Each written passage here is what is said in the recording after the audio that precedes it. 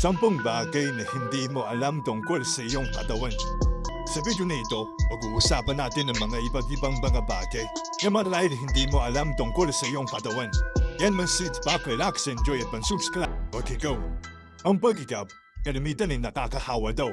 Kahit nasan ka man, mapapahinga ka ng malalim at tinsan pa nga tinukubera mo pa ito ng kamay, baka kasi mayroong pumasok. Sa katunayan, wala kang mga germs na nilalabas kapag ikay nasigaw.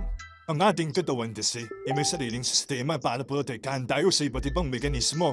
Halimbawa, kung sobra-sobra na ang ating trabaho, kulang ka sa tulog, o di naman kaya ay nakakadamdam ka ng stress, ay isa ang pagkikam sa nakakatulong sa atin para madoble ang ating oxygen sa katawan, sa ganon ng ating utak. E muli-ulit kumana ng maayos. Stay, diba? Pag sino, alam kong isa na sa mga taong nakatanas ng sino. Oo, kahit saan lugar ka man, anumang oras, kapwede kang sinupin. Kaya man ang kalimitan natin ginagawa ay uminom ng tubig o di naman kaya sabi ng iba, ay tumalon-kalon.